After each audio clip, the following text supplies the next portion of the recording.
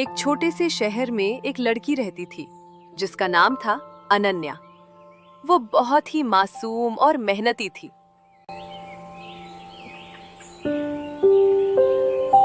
वो अपने चाचा के घर रहती थी, लेकिन उसकी चाची, जो उसकी खाला जैसी थी, उसे बिल्कुल भी पसंद नहीं करती थी।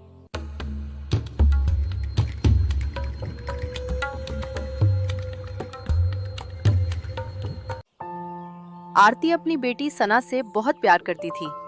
अनन्या उसके लिए सिर्फ एक नौकरानी थी। तू तो मेरी रानी बेटी है सना। देखना, मैं तुम्हारी शादी बहुत बड़े घर में करूंगी।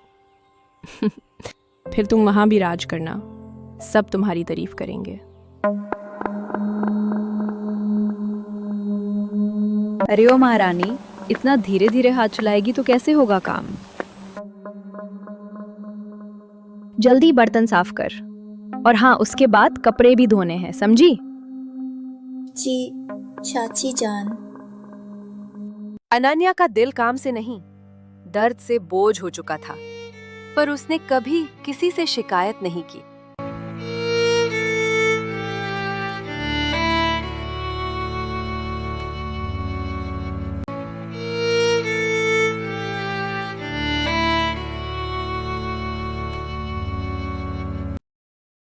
एक दिन अनन्या जंगल में झरने से पानी लेने जाती है। चारों तरफ हरियाली होती है। बहते पानी की आवाज माहौल को और भी खामोश बना रही होती है। अनन्या चुपचाप बाल्टी में पानी भर रही होती है। तभी थोड़ी दूरी पर खड़ा अर्जुन, जो उसकी ही क्लास में पढ़ता है, उसे देख रहा होता है। उसके चेहरे पर एक हल्की सी मुस्कान होती है। कितनी सीधी सादी है ये, दिल करता है बस इसे देखता ही रहूं। काश मैं तुम्हें अपने दिल की बात बता पाता अनन्या, कि मैं तुम्हें कितना पसंद करता हूँ। लेकिन अर्जुन को पता नहीं होता कि उसके ठीक पीछे अनन्या की सौतेली बहन सना खड़ी है, जो उसकी हर बात सुन लेती है। सना का चेहरा गुस्से और जलन से भर उठता है। उसकी आंखों में नफरत साफ दिखाई देती है। उससे ये सब बर्दाश्त नहीं होता। वो तुरंत वहां से निकल जाती है और अनन्या से पहले ही घर पहुंच जाती है। सना गुस्से में अपनी माँ के पास जाती है। माँ, वो अमीर लड़का जो हमारे स्कूल में पढ़ता है, जिसे मैं बहुत पसंद करती हूँ, वो मुझे नहीं, उस अनन्या को पसंद करता है। क्या? आज आने दो उस कलमुई को, मैं उसे बताती हूँ मेरी बेटी का दिल दुखाने का नतीजा क्या होता है। जैसे ही अनन्या घर पहुंचती है, आरती गुस्से में उसके सामने आ खड़ी होती है। बिना कुछ सुने वो अनन्या को जोर से थप्पड़ मारती है। तुम्हें शर्म नहीं आती? ऐसे लड़कों को अपने पीछे लगाती फिरती हो। मैंने कुछ नहीं किया चाची जान।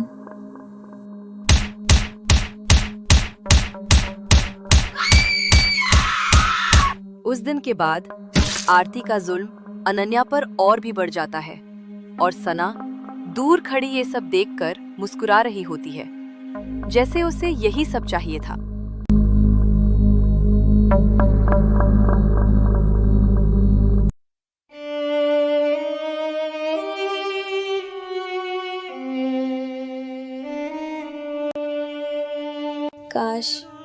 काश मेरी माँ जिंदा होती।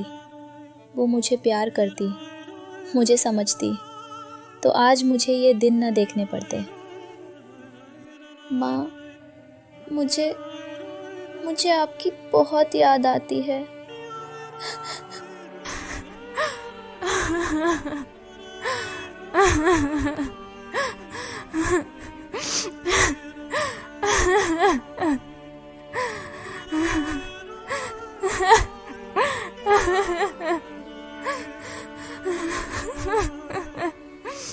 अर्जुन अनन्या को रोते हुए देख लेता है। अनन्या, ये रो क्यों रही है? मुझे उससे बात करनी चाहिए, शायद उसे मेरी जरूरत हो। अनन्या को रोते देख उसका दिल बेचैन हो जाता है। वो धीरे धीरे उसके पास जाने लगता है। जैसे ही वह कुछ कदम और आगे बढ़ता है, तभी पीछे से एक तेज आवाज आती है। अर्जुन, अर्जुन, जल्दी से यहाँ आओ। अर्जुन रुक जाता है। उसके कदम वहीं रुक जाते हैं। वो एक बार पीछे मुड़कर देखता है, फिर अनन्या की तरफ देखता है। क्या कर रहे हो वहाँ खड़े खड़े? आओ जल्दी मेरे काम में मदद करो। काश मैं अभी तुम्हारे पास आ पाता। अर्जुन, सुनाई नहीं देता क्या? अर्जुन गहरी सांस लेता है और मजबूरी में पीछे मुड़ जाता है। अनन्या वहीं बैठी रहती है। उसकी आंखों से आंसू अब भी बह रहे होते हैं। अर्जुन दूर जाते हुए एक बार फिर पीछे मुड़कर उसे देखता है। उस रात अनन्या बहुत रोती है। उसकी सिसकियां कमरे की खामोशी में गूंज रही होती हैं। रोते रोते अचानक उसे अपनी माँ की एक बात याद आती है, वो आखिरी बात जो उन्होंने मरने से पहले कही थी। अनन्या बेटा, जब भी तुम किसी मुश्किल में फंस जाओ, ये लॉकेट तुम्हारी हिफाजत करेगा। इसे कभी भी अपने से अलग मत होने देना। वो लॉकेट जो माँ ने मुझे दिया था, मैं तो उसे भूल ही गई। इतना कहते ही वो घबराकर उठती है और इधर-उधर लॉकेट ढूंढने लगती है।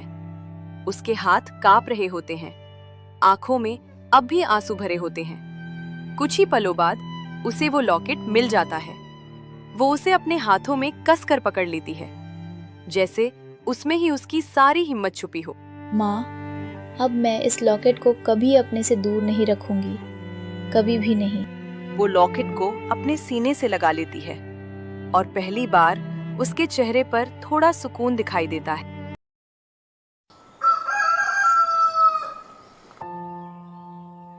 अगली सुबह अनन्या घर का सारा काम खत्म करके स्कूल के लिए निकलती है। उसके चेहरे पर थकान और हल्की उदासी साफ झलक रही होती है। अर्जुन अपनी साइकिल पर उसके पीछे पीछे आ रहा होता है। वो उसके बराबर आकर साइकिल धीरे कर देता है। क्या हुआ अनन्या, तुम बहुत उदास लग रही हो। सब ठीक तो है ना? हाँ हाँ, सब ठीक है। अर्जुन उसे गौर से देखता है। उसे पता होता है कि अनन्या किसी वजह से परेशान है, लेकिन वो ज्यादा सवाल नहीं करता। बस चुपचाप उसकी चाल के साथ अपनी साइकिल चलाने लगता है। दूर खड़ी अर्जुन की बहन ये सब देख रही होती है। उसके चेहरे पर एक हल्की सी मुस्कान आ जाती है, जैसे वो दोनों के बीच कुछ समझ गई हो। हवा हल्की हल्की चल रही होती है और दोनों बिना कुछ कहे एक ही रास्ते पर साथ साथ बढ़ते जा रहे होते हैं। वो दोनों स्कूल पहुंच जाते हैं। क्लास शुरू होने में अभी थोड़ा समय होता है। बच्चे इधर उधर बातें कर रहे होते हैं, लेकिन अर्जुन की नजर अचानक अनन्या के हाथ पर जाती है। वो देखता है कि अनन्या ने एक लॉकेट कसकर पकड़ा हुआ है। अनन्या, तुमने ये लॉकेट हाथ में क्यों पकड़ा हुआ है? असल में ये लॉकेट मुझे मेरी माँ ने दिया था। इसकी चेन टूटी हुई है, इसलिए मैं इसे हाथ में ही पकड़ कर रखती हूँ। अगर तुम चाहो तो मैं इसे ठीक कर सकता हूँ। क्या तुम सच में इसे ठीक कर दोगे? हाँ, क्यों नहीं। लो, मुझे दिखाओ। अनन्या धीरे से लॉकेट अर्जुन के हाथ में दे देती है। अर्जुन उसे ध्यान से देखता है। उसकी आंखों में हैरानी बढ़ने लगती है।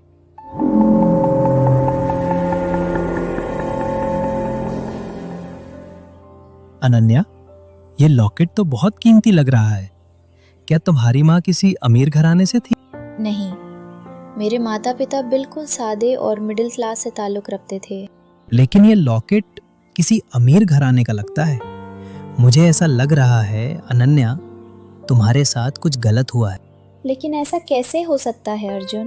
ऐसा ही है, और अगर सच जानना है तो कल तुम मेरे साथ चल। अनन्या चुप हो जाती है। उसके मन में कई सवाल उठने लगते हैं। घर पहुंचकर अनन्या चुपचाप अंदर जाती है। तभी उसे अपनी बहन और चाची की आवाज सुनाई देती है। वो दरवाजे के पास ही रुक जाती है। माँ, इस अनन्या की शक्ल ताया ताई से तो बिल्कुल भी नहीं मिलती। ये आखिर किस पर गई है? चुप हो जा पागल लड़की, कुछ भी बोलती रहती है। अनन्या ये सब सुनकर सन्न रह जाती है। उसका दिल जोर जोर से धड़कने लगता है। कहीं जो अर्जुन ने कहा वो सच तो नहीं? क्या मेरी माँ कोई और है? उसकी आंखों में डर, उलझन और सैकड़ों सवाल तैरने लगते हैं और कहानी एक नए मोड़ पर आकर ठहर जाती है।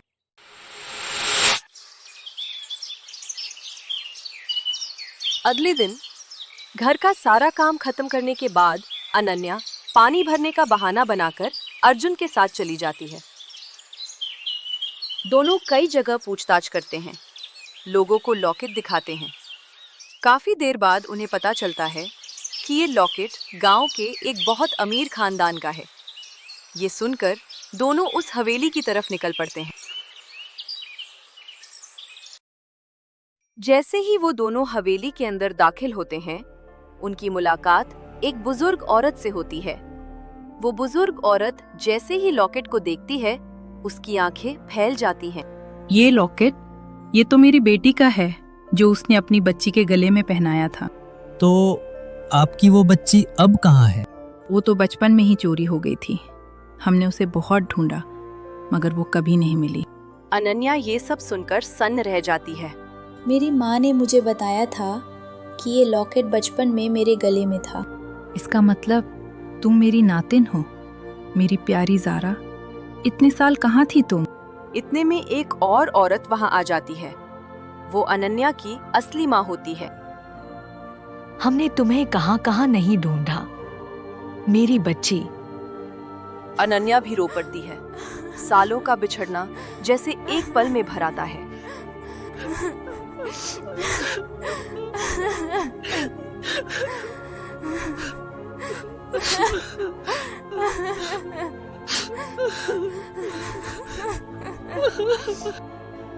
कुछ देर बाद अनन्या की नानी उसे एक पुरानी तस्वीर दिखाती है। देखो, ये तुम्हारी बचपन की तस्वीर है। नानी जान, ये औरत कौन है? ये हमारे घर की नौकरानी थी। ये तो बिल्कुल मेरी चाची जैसी लगती है। इसका नाम आरती था। मेरी चाची का नाम भी आरती है। ये सब सुनकर अनन्या की माँ की आंखों में गुस्सा और सच्चाई एक साथ झलकने लगती है। अब मुझे सब समझ आ रहा है। चलो माँ, अब बुराई का अंत करने का वक्त आ गया है।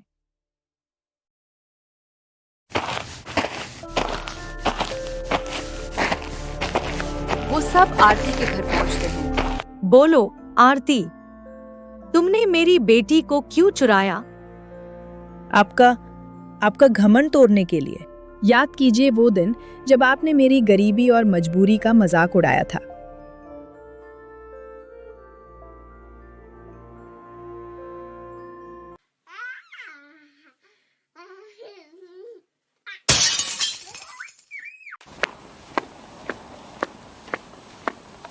ये क्या किया तुमने? मैडम गलती से गिर गया। नौकरानी हो, नौकरानी की तरह रहा करो। मेरे कीमती सामान को हाथ मत लगाया करो। ये बात आरती के दिल में जहर की तरह उतर जाती है। उसकी आंखों में जलन भर जाती है। एक दिन शागुफ्ता के घर में आग लग जाती है। मेरी बेटी को बचाओ आरती। लेकिन आरती उस आग का फायदा उठाती है। वो छोटी सी अनन्या को उठाकर चुपचाप वहां से ले जाती है। तुमने बहुत बेइज्जती की है मेरी। अब तुम्हारी बेटी भी वही गरीबी देखेगी जो मैंने सालों तक देखी है।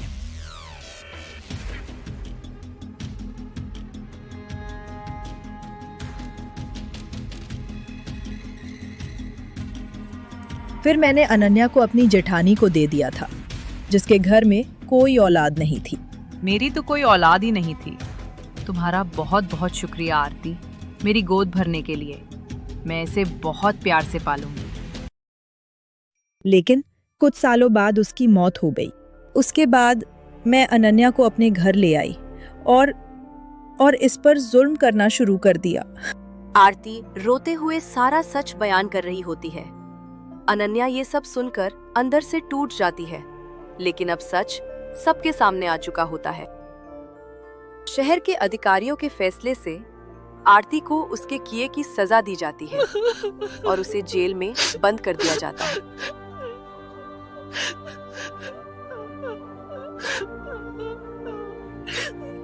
इसके बाद अनन्या अपनी माँ और नानी के साथ खुशी खुशी रहने लगती है। उसके जीवन में अब सुकून और मोहब्बत लौट आती है। अर्जुन और अनन्या हमेशा अच्छे दोस्त बने रहते हैं, एक दूसरे का साथ निभाते हुए।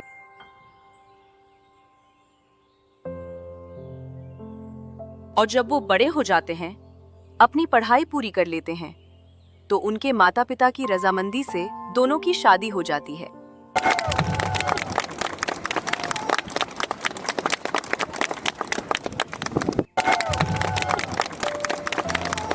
कहानी देखने के लिए बहुत बहुत शुक्रिया। आपको ये कहानी कैसी लगी कमेंट्स करके ज़रूर बताइए। और आप किस तरह की कहानियां देखना पसंद करते हैं ये भी हमें कमेंट्स में बताना मत भूलिए।